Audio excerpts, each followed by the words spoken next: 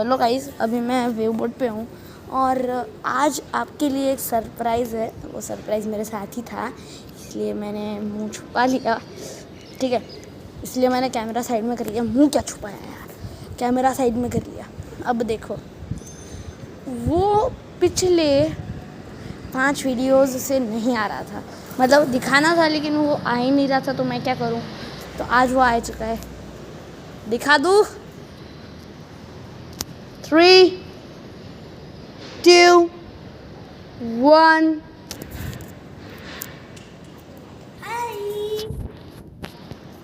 भाई ये हेत है और इसने हमारे स्कूल के यूनिफॉर्म और स्कूल के सॉक्स पहन रखे हैं।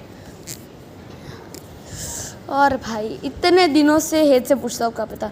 हेत कहाँ पे था इतने दिनों से, बोल। बाहर था।